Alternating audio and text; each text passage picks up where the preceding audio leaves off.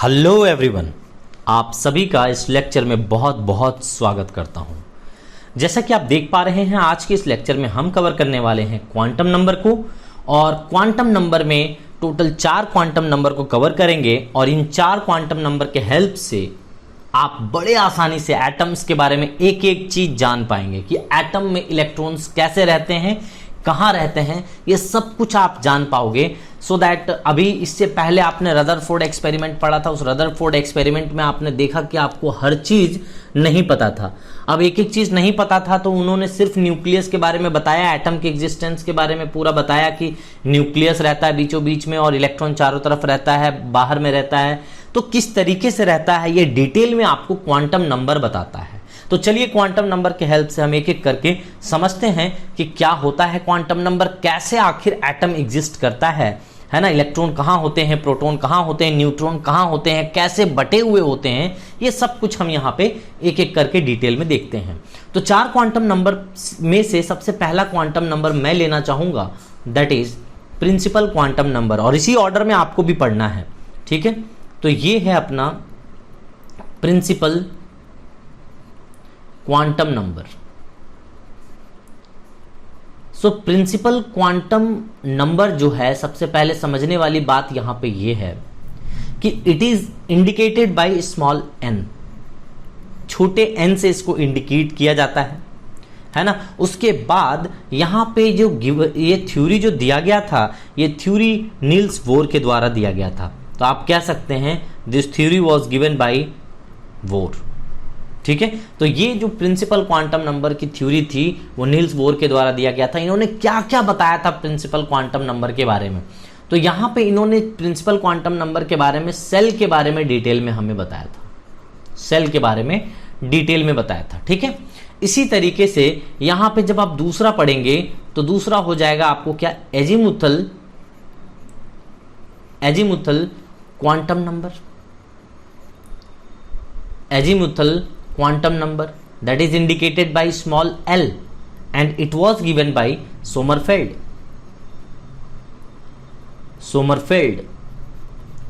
and यहां पे ये हमें बताते हैं सबसेल के बारे में। ये डिटेल में हमें सबसेल की जानकारी देते हैं, एक एक टर्मिनोलॉजी आपका क्लियर होना चाहिए, है ना। तीसरा जो होता है वो होता है magnetic quantum number, magnetic quantum number that is indicated by small m and it was given by, है ना, G-man के द्वारा ये थ्योरी दी गई थी, G-man, एंड ये हमें ऑर्बिटल के बारे में बताएंगे। अब देखिए बहुत ही ह्यूज डिफरेंस है, बहुत बड़ा डिफरेंस है कि सेल को ही एक दूसरे नाम से जानते हैं, दैट इज ऑर्बिट, ठीक है। और लोग कंफ्यूज होते हैं इन जनरल कि ऑर्बिट और ऑर्बिटल एक ही जैसा सुनने में लगता है, तो उनको लगता है कि सेम चीज है। बिल्कुल सेम चीज नहीं है बेटा, ये ऑर्बिट बहुत अलग चीज है, ऑर्बिटल बहुत अलग चीज है। और लास्ट जो आप पढ़ेंगे यहां पे वो स्पिन क्वांटम नंबर पढ़ेंगे, स्पिन क्वांटम नंबर आप यहां पे पढ़ेंगे।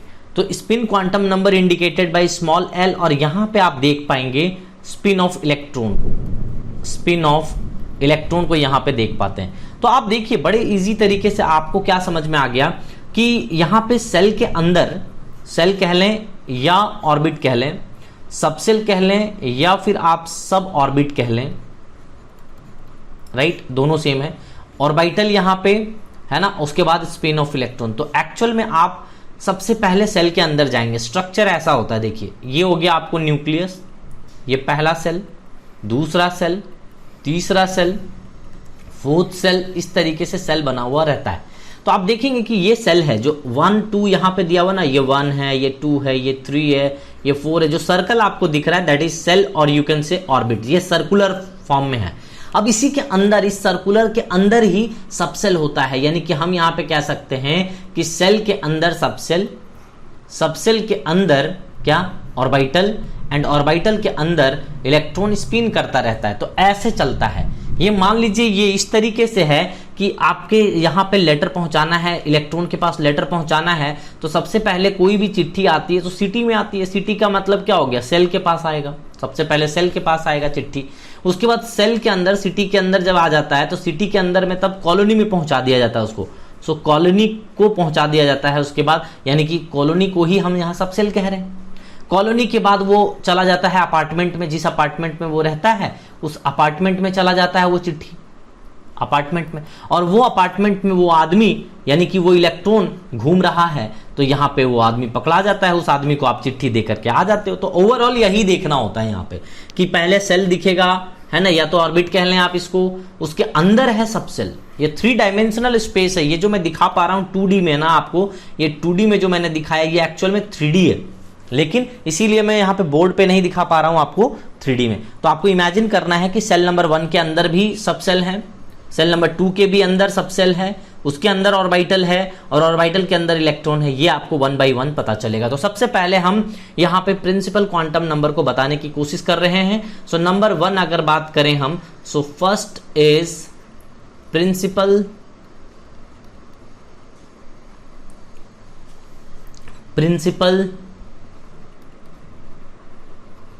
क्वांटम नंबर, स्मॉल n से इंडिकेट करते हैं, बार बार मैं अब नहीं लिखूंगा सब चीज। तो यहां पे सिंपली ये समझना है कि इन्होंने क्या बोला कि आप एक सेल बना लीजिए, ऐसा मैंने बना लिया, एक न्यूक्लियस बना दिया, न्यूक्लियस के बाहर फर्स्ट सेल कर दो, इसी तरीके से सेकेंड सेल कर दो, थर्ड सेल कर दो, फोर्थ सेल कर दो, इतना में आपको समझ में आ जाएगा। तो मैंने इतना कर दिया कम से कम। चलो, इन्होंने बोला नंबरिंग कर दो, मैंने नंबरिंग भी कर दिया, 1 first shell, second shell, third shell and fourth shell. इसी तरीके से इन्होंने कहा कि भैया आप तो ये कर दो कि जिसको आपने नंबरिंग किया है ना उसको आप के एलिमेंट में भी बता दो। So K shell, L shell, M shell, N shell, ठीक है, ऐसे भी आप लिख सकते हो, कोई दिक्कत नहीं। इसी तरीके से बढ़ते चले जाओगे तो कोई प्रॉब्लम नहीं होगी आपको, ठीक है। और यहाँ पे इन्होंने क्या कहा कि अगर आप जैसे जैसे दूर जाते हैं ना, यहाँ से जैसे न्यूक्लियस से मान लीजिए पहला सेल गए, ठीक है, तो इसको आपने कह दिया R1 रेडियस 1, ठीक है। यहाँ से मान लीजिए आप दूसरा सेल गए तो इसको आपने कह दिया R2 यानी कि रेडियस 2। फिर यहाँ पे मान लीजिए तीसरा सेल चले गए यहाँ से, तो इसको कह दिया आपने R3। फिर यहाँ से फोर्थ सेल चले गए तो आपने इसको कह दिया R4। तो आप देखिए इन्होंने कहा कि जैसे जैसे न्यूक्लियस से दूर जाएंगे रेडियस भी बढ़ता चला जाएगा और साथ में एनर्जी भी बढ़ता चला जाएगा। तो इस तरीके से आप देख सकते हैं कि रेडियस ये हो जाएगा आपको R1, R2, R3, R4। तो सबसे ज्यादा किसका? R4 का। ऐसा अब खुद सोचें, आपको मैंने बता दिया कि यहाँ पे इन्होंने बताया था कि जिस तरीके से आप न्यूक्लियस से दूर चलते चले जाएंगे वो रेडियस भी बढ़ता चला जाएगा, और आप देख सकते हैं यहाँ पे कि किस तरीके से रेडियस बढ़ रहा है। एनर्जी की बात करें तो भैया आप बताओ ना कि इलेक्ट्रॉन को छोड़ दो, तो आप बोलो कि सर्कल को एक राउंड मारो, तो एक राउंड मारने में कौन वाले इलेक्ट्रॉन को ज्यादा एनर्जी रखेगा?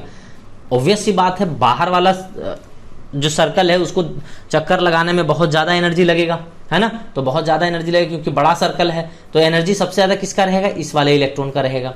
तो यहाँ पे एनर्जी की बात कर लें तो ये E1 अगर है, R1 के जगह E1 लिख दें, फिर R2 के जगह यहाँ पे E2 लिख दें, R3 के जगह पे E3 लिख दें, यहाँ पे E4 लिख दें, तो हम बोलेंगे अगेन यहाँ पे एनर्जी का भी ऑर्डर वही होगा जो रेडियस का ऑर्डर था। सो E1, E2, E3, E4, सो ऐसा ही ऑर्डर होने वाला है, राइट। तो इस तरीके से आप समझ जाइए कि ऐसा ऑर्डर चलता है। और हम कहते हैं कि इनफाइनाइट नंबर ऑफ सेल होता है, जो यहाँ पे दिख रहा है ना, ये इसके बीच में भी बहुत सारे सेल्स जो इमेजिनरी हैं, पता नहीं चलता है, तो इनफाइनाइट नंबर ऑफ सेल होता है। तो हम यहाँ पे कह सकते हैं कि वैल्यू ऑफ n जो हो सकता है, वैल्यू ऑफ n जो हो सकता है वो 1 to इन्फिनिटी हो सकता है। कितना हो सकता है? 1 से लेकर के इन्फिनिटी हो सकता है, ओके। अच्छा, अगर इसी तरीके से हम बात करें कि एंगुलर मोमेंटम की बात करें, एंगुलर मोमेंटम की बात करें, तो यहां पे डायरेक्टली क्वेश्चंस आपसे ऐसे पूछ लिया जाएगा कि एंगुलर मोमेंटम होता है mvr, मास है ना, वेलोसिटी रेडियस है ना, mvr। तो यहां पे क्या करेंगे? nh/2π कर देंगे। ये हो गया आपको n, this one is n। सो यहां पे हम लिखेंगे nh/2π, ऐसा होता है ना। और इन्होंने क्या बताया? इन्होंने बोला कि maximum number of electron, maximum number of electron can be field in any cell will be equal to what? 2n square। ये फार्मूला से आप किसी भी सेल में इलेक्ट्रॉन भर सकते हैं। मान लीजिए कि आप सेल नंबर 1 में इलेक्ट्रॉन भरना चाहते हैं 2n² वाले फार्मूला से, तो n के जगह पे 1 पुट कर दीजिए तो आंसर आ जाएगा आपका 2। मान लीजिए सेकेंड सेल में भरना चाहते हैं, n के जगह पे पुट कर दीजिए कितना बेटा यहाँ पे 2, तो 2 2 जा 4, 4 2 जा 8, तो 8 हो जाएगा। n is equal to 3 put करिए, तो n के जगह पे पुट कर दीजिए 3, 3 3 जा 9, 9 2 जा 18, तो यहाँ पे 18 हो जाएगा। फिर n इज इक्वल टू 4 कर दीजिए, तो 4 कर देंगे तो 4 4 जा 16, 16 2 जा 32, n इज इक्वल टू 5 कर दीजिए। तो जिस तरीके से आप इलेक्ट्रॉन भरेंगे यहाँ पे देख लीजिए 5 5 25 दूनी 50, तो 50 इलेक्ट्रॉन हो जाएगा फिफ्थ सेल में। तो किसी सेल में कितने मैक्सिमम इलेक्ट्रॉन भरे जा सकते हैं वो आपने बता दिया यहाँ पे। तो आप देखिए कि फर्स्ट सेल में 2 इलेक्ट्रॉन मैक्सिमम भर सकते हैं, सेकेंड सेल में 8 भर सकते हैं, थर्ड सेल में 18 भर सकते हैं, फोर्थ सेल में 32 भर सकते हैं, और आगे जाएंगे तो 50 भर सकते हैं, उस सेल में पर्टिकुलर इलेक्ट्रॉन भर सकते हैं। तो ये कुछ उन्होंने बताया था, नील्स बोर ने ये सब कुछ वहां पे बता दिया था। अब तो हमें कम से कम ये तो पता चल गया ना कि इलेक्ट्रॉन कहाँ कहाँ कैसे बटे हुए हैं, पहले नहीं पता था, रदरफोर्ड के एक्सपेरिमेंट से नहीं पता था। तो यहाँ पे न्यूक्लियस के बारे में आपको समझ में आ गया इसमें, ये तो न्यूक्लियस के बारे में आपने बताया, ठीक है। और न्यूक्लियस के बाहर में इलेक्ट्रॉन कैसे डिस्ट्रीब्यूटेड है ये यहाँ पे प्रिंसिपल क्वांटम नंबर के अकॉर्डिंग यानी कि नील्स बोर के अकॉर्डिंग आपको ये समझ में आ गया। तो यहाँ पे बहुत सारे चीज इन्होंने बताए, आप यहाँ पे देख सकते हैं। तो ऑलमोस्ट हमने सब कुछ कवर कर दिया है प्रिंसिपल क्वांटम नंबर को लेकर के। अब आइए हम दूसरी क्वांटम नंबर की बात करते हैं, that is azimuthal quantum number. So दूसरा क्वांटम नंबर जो है बेटा अपना वो है एजीमुथल क्वांटम नंबर। जैसा कि आपको पता है कि हमने ऑलरेडी आपको बताया हुआ है कि it is indicated by small l, और ये गिवन था सोमरफेल्ड के द्वारा, है ना। तो चलिए अब हम स्टार्ट करते हैं इसको। तो यहाँ पे हम बता दें सबसे पहले कि आपको जो रिलेशन आपको दिमाग में रखना है, तो वो रिलेशन क्या रखना है कि मान लीजिए l और n का रिलेशन चाहते हैं, तो आप l निकालना चाहते हैं और इससे प्रीवियस वन जो आप पढ़े हैं उसका रिलेशन देख लीजिए 0 to n-1। ये फार्मूला आपको पता होना चाहिए, ठीक है। ये फार्मूला बहुत ही अच्छे तरीके से आपको पता होना चाहिए। अब यहाँ पे एक और फैक्ट है जो कि आपको दिमाग में रखना है, वो ये है कि अगर मान लीजिए इसको आप सबसेल कह रहे हैं, क्योंकि ये आपको किसके बारे में बताएगा, बोलिए, सबसेल के बारे में बताएगा। तो कौन कौन से सबसेल के बारे में बताएगा भैया, तो S सबसेल के बारे में बताएगा, P सबसेल के बारे में बताएगा, D सबसेल के बारे में बताएगा, F सबसेल के बारे में बताएगा, ऐसा। अब इसके लिए L की वैल्यू हमें जाननी है, ये subshell indicated by small l, तो इसके लिए जो L की वैल्यू होगी 0 होगी, इसके लिए L की वैल्यू 1 होगी, इसके लिए L की वैल्यू 2 होगी, ये इसके लिए L की वैल्यू 3 होगी। तो ये चीज आपको दिमाग में रखना है, ये चीज आपको खुद ये दिमाग में रखना है बेटा। तो ये हो जाएगा आपका क्या, सबसेल के बारे में। तो सबसेल के बारे में आपको ये एक बार पता चलना चाहिए, क्योंकि रिप्रेजेंटेशन एक तरीके से आप मान सकते हो कि ये S सबसेल का रिप्रेजेंटेशन है 0, P सबसेल का रिप्रेजेंटेशन है 1, D सबसेल का रिप्रेजेंटेशन 2, F का 3। तो ऐसे करके आपको यहाँ पे दिमाग में रखना पड़ेगा। और S का नाम क्या है यहाँ पे, S को एक्चुअली हम क्या कहते हैं, ये होता है शार्प, इसका मतलब होता है S सबसेल मतलब शार्प, P का मतलब होता है प्रिंसिपल, P का मतलब है प्रिंसिपल, और D का मतलब होता है डिफ्यूज्ड, D का मतलब है डिफ्यूज्ड, ठीक है। और इसी तरीके से F का मतलब यहां पे होता है फंडामेंटल, ठीक है। तो ऐसे करके आपको जरूर पता होना चाहिए। इन्होंने आप देखिए किस तरीके से किया, ये बोला कि भैया आप सेल नंबर 1 में जाओ, तो सेल नंबर 1 में जाओ तो बताओ तो मेरे को कितने सबसेल हैं। तो सबसेल का तो फार्मूला ये वाला है भैया, सबसेल वाला फार्मूला ये है।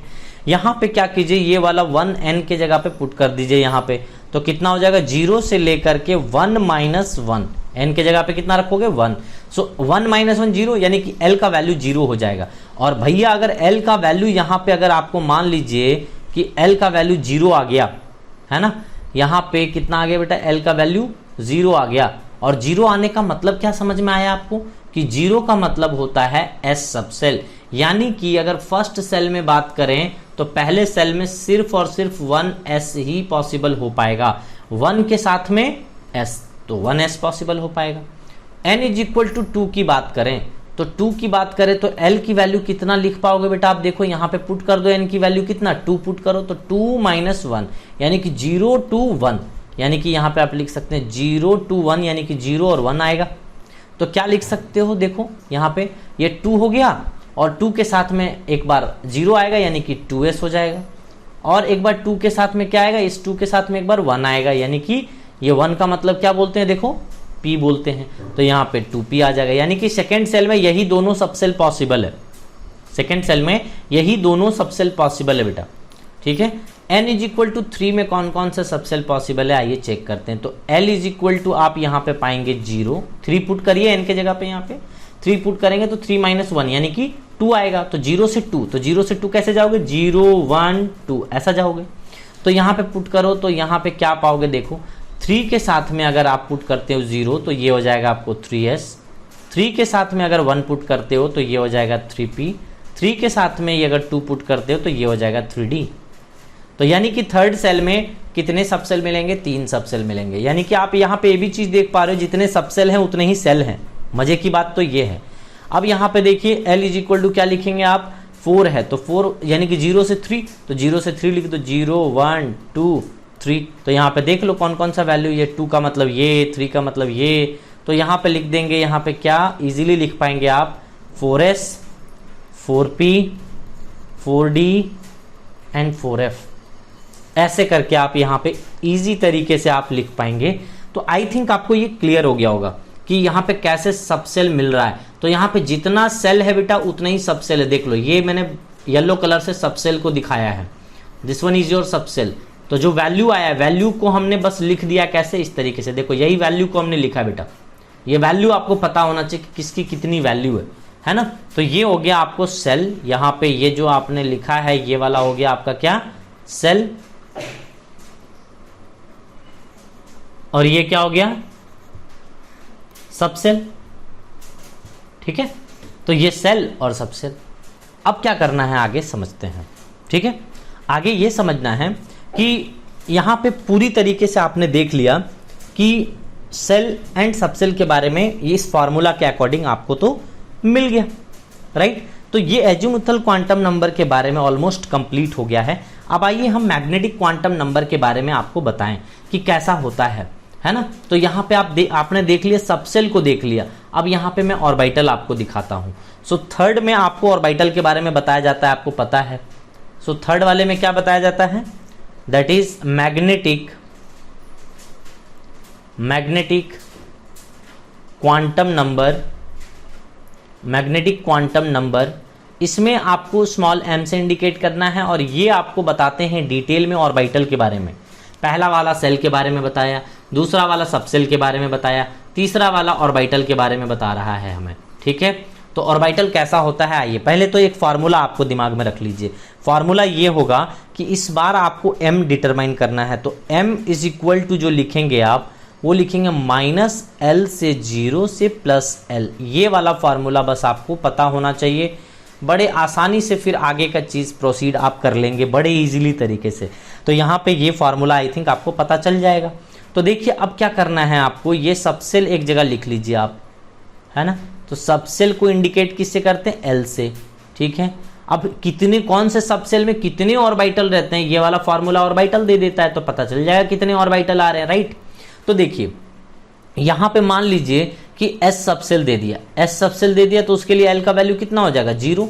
तो 0 हो जाएगा, तो यहाँ पे पुट करोगे अगर l के जगह पे वैल्यू, तो -0 से 0 से +0, तो यानी कि 0 ना हुआ, तो ये 0 हो गया। अब m का वैल्यू उसका जो आया बेटा, ये मैग्नेटिक ऑर्बिटल का जो वैल्यू आया, m का वैल्यू वो 0 आया। यानी कि यहाँ पे एक ही डब्बा होगा और इस डब्बे में m की वैल्यू 0 होगी। ऑर्बिटल मतलब डब्बा। ऑर्बिटल का सिंपल सा मतलब होता है बेटा कि 3 डायमेंशनल स्पेस, ये एक 3 डायमेंशनल स्पेस होता है where the probability of finding electron is maximum. Electron पाने की संभावनाएं मैक्सिमम होती हैं। 3 dimensional space where the probability of finding electron is maximum, वैसे जगह को ऑर्बिटल कहते हैं। तो अब ये डब्बे में ही इलेक्ट्रॉन रहता है जहां पे इलेक्ट्रॉन पाने की संभावनाएं ज्यादा रहती हैं। अब देखिए एक सबसेल हो गया, ये तो पता चल गया। एक ऐसे पढ़ेंगे, s सबसेल हैव 1 ऑर्बिटल, है ना। इस तरीके से p सबसेल, देखो p सबसेल के लिए l का वैल्यू 1, तो यहाँ पे पुट करोगे तो वैल्यू आ जाएगा, 3 वैल्यू आएगा। कितना आएगा, 3 वैल्यू आएगा। कौन कौन सा 3 वैल्यू आएगा बेटा, देखो यहाँ पे 3 वैल्यू मैंने ऐसा करके लिख दिया। यहाँ पे m की जो वैल्यू आएगी आपकी वो 1 पुट करिए इस फार्मूला पे, 1 पुट करिए तो क्या आएगा, पहला -1 आएगा, सही में सर, दूसरा क्या आएगा 0 आएगा, फिर क्या आएगा +l आएगा, तो l के जगह पे जस्ट वैल्यू पुट कर देना, हो गया 3 वैल्यू m की। नेक्स्ट अगर d की बात की जाए आपसे, तो d की बात की जाए तो l की वैल्यू हो जाएगी 2, तो यहाँ पे टोटल 5 ऑर्बिटल आ जाएगा ऐसा, तो 1 2 3 4 एंड 5।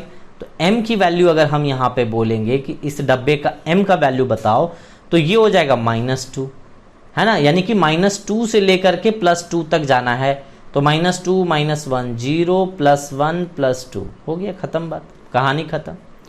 f के लिए l की वैल्यू कितनी होती है बेटा 3, तो ये -3 से लेकर के +3 तक जाएगा, यानी कि 7 हो जाएगा ये वाला डब्बा, 7 1 2 3 4 5 6 7। तो देख लो यहाँ पे ये क्या हो जाएगा -3, m का वैल्यू -2 -1 0 +1 +2 एंड +3, तो ये 7 हो गया, इसको काटो, ठीक है, तो 7 हो गए। तो इस तरीके से ऑर्बिटल तो आपको पता चल गया ना बेटा, ऑर्बिटल क्या पता चल गया कि s सब सेल हैव, पढ़ेंगे कैसे, s subshell have 1 orbital, p subshell have how many orbital 3 orbital, d subshell have कितना 5 orbital and f subshell have total 7 orbital. आपसे क्वेश्चन अगर पूछा जाएगा बेटा, बताओ कि how maximum electron can be filled in p orbital is, कितने electron maximum भर सकते हैं, तो किसी भी ऑर्बिटल में, याद रखना बेटा, किसी भी ऑर्बिटल में मैक्सिमम 2 ही इलेक्ट्रॉन भर सकते हैं, कोई भी डब्बा, ऑर्बिटल का मतलब सिंपल एक डब्बे की बात की जा रही है, ऑर्बिटल का मतलब सिर्फ एक डब्बे की बात की जा रही है, तो p ऑर्बिटल बोला तो मतलब p का कोई एक डब्बा, ये वाला या तो ये वाला, कोई एक डब्बा का। लेकिन यहां पे अगर हम बात करें कि p सबसेल कह देता और बोलता कितने इलेक्ट्रॉन p सबसेल में भर सकते हैं, तो देखो p सबसेल में कितना डब्बा आ जाएगा, p सबसेल में टोटल 3 डब्बा आ जाएगा, p सबसेल बोल दिया ना, तो 3 डब्बा हो गया, तो 3 डब्बा में 6 इलेक्ट्रॉन हो जाएंगे।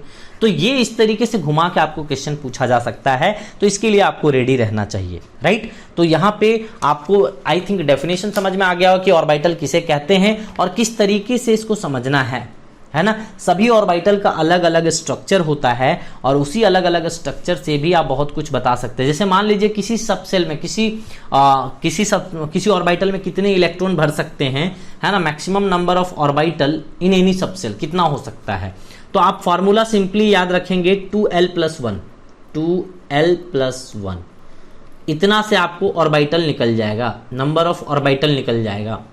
2l+1 अगर करके रखेंगे तो ये आपको ऑर्बिटल निकल जाएगा। कैसे, देखिए यहाँ पे l का वैल्यू कितना था, 0 था, तो यहाँ पे 0 पुट कर दीजिए, तो 2 + 0 + 1, तो यानी कि एक डब्बा मिल गया, एक ऑर्बिटल हो गया।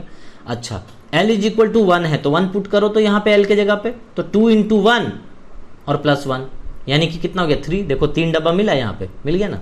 यहाँ देखो d = 2 है, तो d = 2 है तो यहाँ पे 2 पुट करो, l का वैल्यू 2 है तो l का वैल्यू 2 पुट कर दो, 2 2 = 4 और 4 + 1 5, तो यहाँ पे 5 मिल गया। यहाँ पे देखो l = 3 है तो 3 पुट करोगे तो 2 3 = 6, 6 + 1 7, तो यहाँ पे 7 मिल गया, 7 डब्बा मिल गया। तो है ना बहुत आसान, वैल्यू भी आपको दिख गया, मैग्नेटिक का वैल्यू भी दिख गया, यहाँ पे ये सब चीज़ भी कर लिए तो बड़ा आसान हो गया, ये आराम से निकाल सकते हो। अच्छा, आपसे कोई कह देता कि मैक्सिमम इलेक्ट्रॉन एक और ऑर्बिटल में कितना भर सकते हैं, तो n² सिंपली कर देना, है ना। जैसे मान लीजिए कि कितना यहाँ पे मैक्सिमम नंबर ऑफ इलेक्ट्रॉन, ये maximum number of electron in any orbital, maximum number of orbital in any shell कहते हैं इसको, ये मैंने गलत लिख दिया यहाँ पे। So this is your maximum number of orbital in any shell. मान लीजिए हम पहले सेल की बात करें, ये न्यूक्लियस हुआ, पहला सेल की बात करें तो पहले सेल में कितना ऑर्बिटल होगा, देखिए तो n² कर दीजिए, फर्स्ट सेल में 1 का स्क्वायर तो ये 1 यानी कि 1 ऑर्बिटल होगा। सही बात है भैया, पहला सेल में देखो n = 1 में फर्स्ट सेल में एक ही ऑर्बिटल रहता है, दैट इज 1s, है ना। अभी पहले पिछले लेक्चर में पढ़े थे हम लोग, यहाँ पे 2 हो गया तो यहाँ पे कितने ऑर्बिटल आएंगे, तो 2 2 = 4, 2 का स्क्वायर कर दो ना, 2 का स्क्वायर कर दो, यहाँ पे n² तो बोला, मैक्सिमम नंबर ऑफ ऑर्बिटल आपको पता चल जाएगा, है ना। तो यहाँ पे सेकंड सेल में आप करोगे तो सिंपली यहाँ पे 4 ऑर्बिटल आ जाएगा, क्या आ जाएगा 2s आ जाएगा और 2p आ जाएगा। तो p में कितना डब्बा रहता है ऑर्बिटल, देखो p में 3 डब्बा रहता है और s में कितना डब्बा रहता है, बोलो 1 डब्बा रहता है, तो टोटल कितना हो गया 4 हो गया ना, देखो। और यहाँ पे सिर्फ 1s होता है, पहला वाले में सिर्फ 1s होता है। अच्छा, इसी तरीके से तीसरा वाला बात करें, थर्ड सेल की अगर हम बात करें, ये लो थर्ड सेल लिख दिया, तो इसमें कौन कौन सा कितने हम बोले कितने ऑर्बिटल रहते हैं, बोलो तो आप बोलोगे सर 3s रहता है, 3p रहता है, 3d रहता है, ठीक है थर्ड सेल में। तो यहाँ पे हम तो ज्यादा दिमाग ही नहीं लगाएंगे, तो थर्ड सेल है तो 3 का स्क्वायर कर देंगे तो 9 ऑर्बिटल आ जाएगा, सही बात है। यहाँ से s वाला 1 ऑर्बिटल आया, यहाँ पे p से 3 ऑर्बिटल आया और यहाँ पे d का 5 ऑर्बिटल होता है, देख लो ये 5 ऑर्बिटल d का, तो कितने हो गया 5 + 3 8, 8 + 1 9, तो 9 हो गया। तो नंबर ऑफ ऑर्बिटल भी बता सकते हो इस फार्मूला से, n स्क्वायर वाले फार्मूला से, नंबर ऑफ ऑर्बिटल भी बता सकते हो यहाँ पे इस तरीके से। तो नंबर मतलब ऑर्बिटल में कितने इलेक्ट्रॉन होंगे वो भी बता दिया आपने, है ना, कितने नंबर ऑफ ऑर्बिटल होंगे किसी सबसेल में, एक सबसेल में कितना ऑर्बिटल होगा और यहाँ पे है एक सेल में कितने ऑर्बिटल होंगे, ये चीजें तो बड़े आसानी से आप पता कर सकते हैं, कोई बहुत बड़ा हार्ड एंड फास्ट नहीं है, तो इजीली आप यहाँ पे बता सकते हैं। अब आइए हम थोड़ी सी इसके स्ट्रक्चर के बारे में बात कर लेते हैं। आप चाहें तो इसके स्ट्रक्चर को भी समझ सकते हैं कि s का स्ट्रक्चर जो होता है, यहाँ पे s ऑर्बिटल अगर हम बात करें, यहाँ पे s सबसेल था, इसके एक डब्बे थे, ऐसा करके इसका स्ट्रक्चर अगर बनाने की कोशिश करेंगे तो ये तो 3 डायमेंशनल स्पेस है, तो पहले तो x axis, y axis, z axis देना पड़ेगा क्योंकि भैया 3 डायमेंशनल स्पेस है, और एक स्फीयर बना दीजिए ऐसा 3 डायमेंशनल स्पेस, एक स्फीयर बन जाएगा। तो ये जो शेप होता है इसका वो कैसा होता है, स्फेरिकल शेप का होता है। तो यहाँ पे सिंपली आप लिख लीजिए कि ये होता है स्फेरिकल शेप का, ये बेटा स्फेरिकल शेप का होता है। अच्छा, P की बात करें तो P वाला कैसा होता है, तो P होता है डम्बल शेप का, है ना, कैसा होता है बोलिए, डम्बल शेप। तो हम यहाँ पे बोलते हैं डम्बल शेप। तो इस तरीके से आप याद रख लेंगे कि यहाँ पे आप डम्बल शेप का कर सकते हैं, है ना। तो px, py, pz इस तरीके से भी आप आराम से लिख सकते हैं, कोई प्रॉब्लम नहीं होगी आपको। तो ये इसको कहते हैं हम क्या, डम्बल शेप, ठीक है, इस शेप को डम्बल। जैसे मान लीजिए कि 3 ऑर्बिटल होता है ना इसका बेटा, ऐसा करके 3 होता है, 1 2 3, अभी थोड़ी देर पहले देखा हमने। सो this is your px, this is your py, this is your pz। इसका डम्बल शेप होता है, कैसा, डम्बल, डम्बल उठाए हो आप, देखो यहाँ पे 3 डायमेंशनल बनाना पड़ेगा और ये px हो जाएगा, ये वाला मान लो ये px है क्योंकि ये x एक्सिस में आ गया, जिस समय x एक्सिस में आ गया तो ये px हो गया। अब यहाँ पे देखो जिस समय ये y एक्सिस में चला जाएगा तो हम बोलेंगे py हो गया, लो ये डम्बलवा py में चला गया ना इस बार। अब देखो pz में जब चला जाएगा इस तरीके से z एक्सिस में तो बोलेंगे कि ये pz एक्सिस हो जाएगा, ये डम्बल चला गया है बेटा वहाँ पे z एक्सिस में तो pz हो गया। तो बड़ा आसान है स्ट्रक्चर, कोई प्रॉब्लम ही नहीं होगी आपको। इसी तरीके से अगर d की बताना चाहें तो d का भी बता सकते हैं। यहाँ पे डबल डम्बल होता है, डबल डम्बल, सो ये हो गया आपको डबल डम्बल शेप का। अब डबल डम्बल कैसे होता है भैया, डबल डम्बल इस तरीके से होता है कि सब में आपको बनाना है 5 और बाइट, इस तरीके से 3 एक्सिस बनाना है, x y z, ठीक है, इस तरीके से। अब यहाँ पे x y के बीच में अगर लोब्स को रख दोगे तो ये dxy हो जाएगा। यहाँ पे देखो ये इस तरीके से बना दो, यहाँ पे y z रख दो और यहाँ पे x रख दो, है ना, जिसके बीच में लोब्स रखना है। देखो ये वाला मैं ऐसा रख देता हूँ, ये लोब्स यहाँ पे रखा, ये लोब्स यहाँ रखा, यानी कि x और y के बीच में है तो इसको हम बोल देंगे dxy।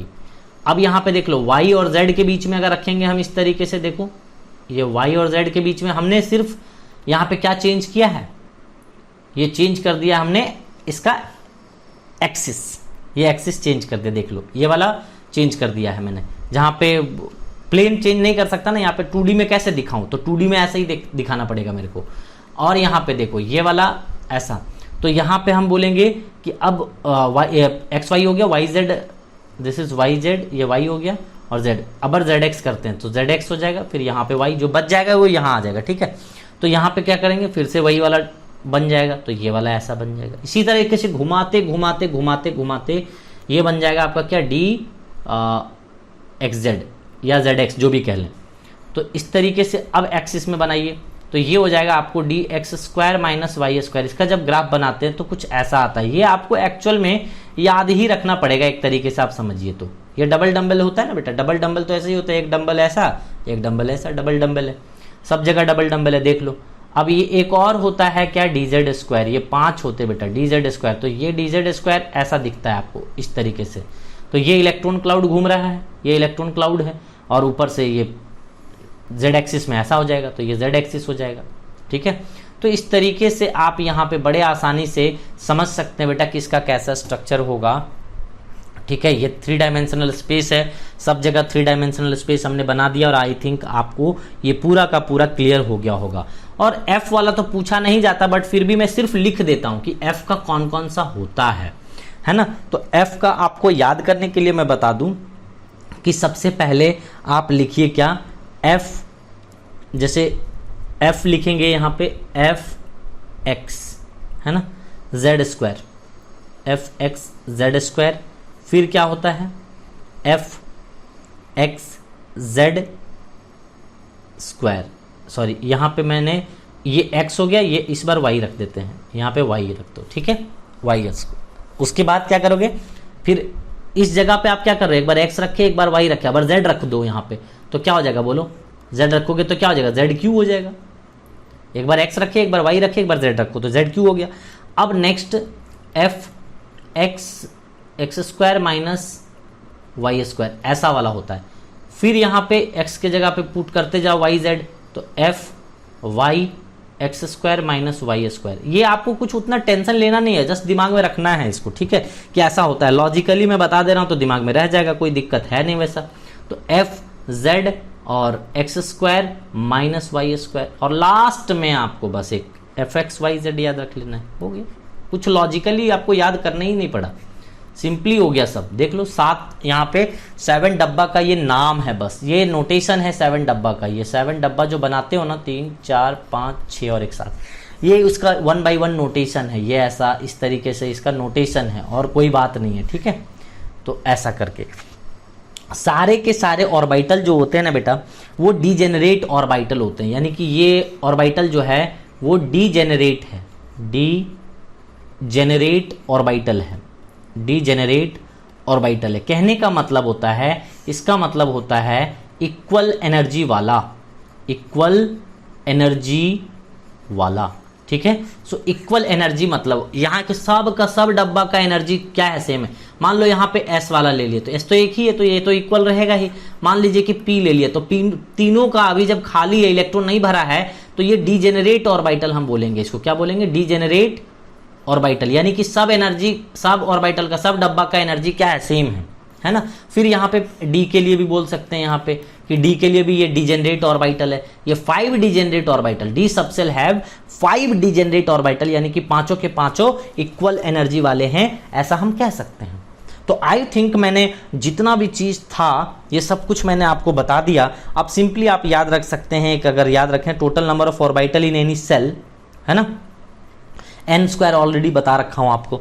तो इस तरीके से करके हमने पूरा सबसेल के बारे में पूरा बताने का कोशिश किया। अब लास्ट बता देता हूं, उसके बाद ये लेक्चर खत्म कर दूंगा। सो लास्ट है अपना 4th number, that is spin quantum number, spin quantum number. तो ये स्पिन क्वांटम नंबर है। इन्होंने क्या कहा कि spin quantum number was indicated by S and it was given by what, Goldsmith, बता दिया था। एंड अगर हम बात करें तो ये अपना बेटा सोलर सिस्टम जिस तरीके से काम करता है उसी तरीके से ये होता है। यहाँ पे क्या करो कि आप इलेक्ट्रॉन को बना दो इस तरीके से, ये देखो इलेक्ट्रॉन और ये देखो इलेक्ट्रॉन, ऐसा कर दो, ठीक है। अब आप क्या करोगे कि यहाँ पे इलेक्ट्रॉन को 2 तरीके से रोटेशन करवाओगे। एक तो खुद अपने एक्सिस के अबाउट भी घूमेगा, ये अपने एक्सिस के अबाउट तो घूमेगा ही, ऐसा करके अपने एक्सिस के अबाउट घूम रहा है, और साथ में इसके चारों तरफ भी घूम रहा है, ऐसे करके, ऐसे करके इसके चारों तरफ भी घूम रहा है, और यहाँ पे अपने एक्सिस के अबाउट भी घूम रहा है। तो देखिए जो क्लॉकवाइज घूमेगा ना, हम उसको बोलेंगे कि जो डब्बा ऐसा बना है, ऑर्बिटल यहाँ पे डब्बा अगर बना है, तो इलेक्ट्रॉन जो होगा जो क्लॉकवाइज घूम रहा है, हमने मान लिया ऐसा कि वो इलेक्ट्रॉन को दिखाने का तरीका है बेटा कि एरो से, या तो हाफ हेडेड एरो से दिखा दो या फुल हेडेड एरो से दिखा दो, इलेक्ट्रॉन दिखाने का तरीका है। तो जब क्लॉकवाइज घूम रहा है तो मैं मान लेता हूं कि ये अपवर्ड एरो के साथ में ऐसा है। जब वो एंटी क्लॉकवाइज घूमेगा तो आप ऐसा दे देना, ठीक है, ऐसे करके आप बता सकते हो, है ना। तो यहाँ पे आप इसके लिए प्लस हाफ साइन दे सकते हो और इसके लिए माइनस हाफ दे सकते हो। तो ये नोटेशन है, आप चाहें तो इस तरीके से रख सकते हैं। बहुत सारा बुक इसका उल्टा नोटेशन ले लेता है, तो वो एजम्पशन पे हो, उसका जैसा चाहे वो ले सकता है, कोई वो बहुत बड़ी बात नहीं है, ठीक है। बट यहाँ पे समझ लेना है कि हर एक इलेक्ट्रॉन दो तरीके से स्पिन करता है, एक अपने अबाउट भी करता है, अपने एक्सिस के अबाउट भी, और इसके चारों तरफ भी घूमता रहता है, ये वाले के सेल के चारों तरफ। सोलर सिस्टम आपका इसी तरीके से वर्क करता है, तो ऐसा हमने लिखा है बेटा। तो इस तरीके से स्पिन ऑफ इलेक्ट्रॉन के बारे में भी आपको समझ में आ गया है ना। तो इस तरीके से आपको अब पूरा चीज मैंने बता दिया है, जितना भी चीज था ये चारों क्वांटम नंबर के बारे में आपको बता दिया। अब मैं आपको बताऊंगा कि इलेक्ट्रॉन कैसे भरे जाते हैं। यहाँ पे दो अंकल हैं, वो बताते हैं जैसे मतलब हुन्स रूल और पॉलिज एक्सक्लूजन की कैसे इलेक्ट्रॉन किसी भी ऑर्बिटल में भरना है। वो आखिर मैंने आपको ये बता दिया कि किस तरीके से एटम्स अरेंज्ड रहते हैं। पहले सेल होता है, सेल को ऑर्बिट कहते हैं, ऑर्बिट का मतलब ऑर्बिट का दूसरा नाम सेल है। सेल के अंदर सबसेल, सबसेल के अंदर क्या ऑर्बिटल, ऑर्बिटल के अंदर इलेक्ट्रॉन स्पिन करता रहता है। ये चारों तरफ से हमने पूरी तरीके से क्लियर कर दिया है।